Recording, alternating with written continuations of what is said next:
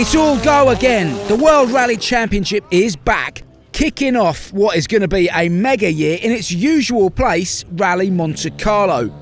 Couple of changes to mention. Ott Tanak has left Hyundai and is now in an M Sport Ford Puma, and Craig Breen is doing a part programme this year with Hyundai, sharing a car with Dani Sordo, and it's Sordo in the I-20 this weekend. No messing about, everyone thrown in at the deep end on Thursday, 2 night stages. The first taking the cruise over the legendary Col Du Turini. Freezing cold conditions didn't stop the fans and the parties at the top of the mountain as the rally cars passed through. Sebastian Ogier, competing in occasional rallies this year for Toyota, went fastest on both stage 1 and 2 to lead the rally 6 seconds clear of his teammate Elfyn Evans. It starts not easy, almost nothing, but this one corner with the black ice, tricky. So at least for once we are not first on the road and we get some handful sometimes which helps.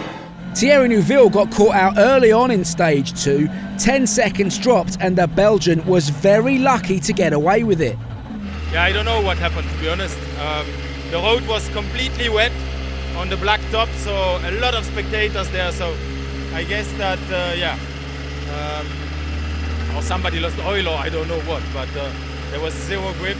And I was not the first one to go there for sure. I think the cars in front went on the same place because I could see the lines, but when I tried to slow down it was already too late.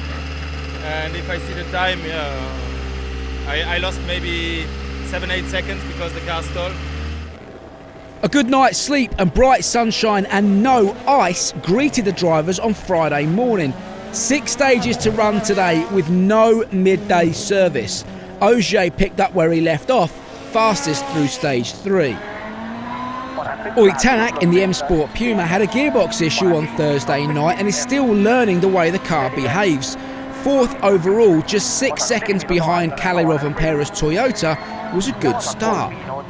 We try to learn and just trying to see how the car reacts to the changes. So step by step, but still quite a bit to do.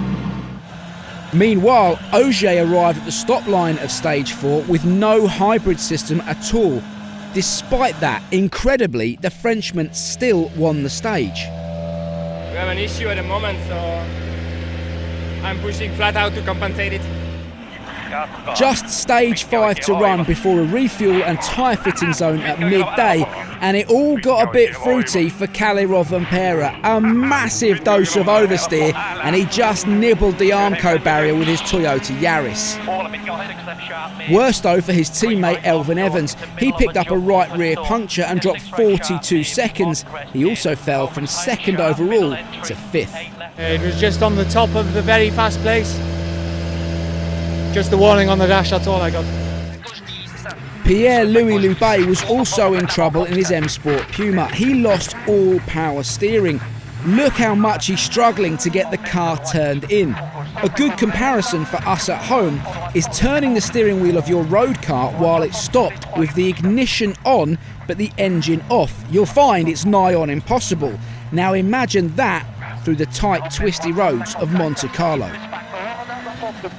A good fight for second place between Neuville and Rovanperä, separated by 1.8 seconds. But up front, and despite not having hybrid working on the car, Ogier put in a banger to remain unbeaten. 5 stage wins from 5 and leading by 32.7 seconds. Yeah, of course I'm pushing flat out, to be honest.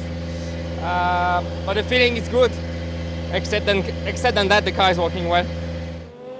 New boots on after the tyre fitting zone, and Rovanperä was on it. He moved ahead of Thierry Neuville to take 2nd place. Elfyn Evans wasn't hanging about either. Looking to reel in the time lost from that morning puncture, the Welshman won stage 6 and the first to break Ogier's winning streak. Nothing's changed really, to be honest. Obviously disappointed for what happens, but we just keep going. But at the end of the first full day and leading Kalle Rovanperä by 36 seconds with Neuville just 1.9 further back, it is Sebastian Ogier. Yeah, I'm very satisfied. Yeah, obviously in this one the risk of puncture was a bit higher, so I took it easy and just happy to bring the car home tonight. Every single stage so far this year has been won by a Toyota. Can anyone fight back tomorrow? And of course, what surprises will the roads of Monte Carlo have in store for Saturday's 6 stages? Tomorrow, we go again.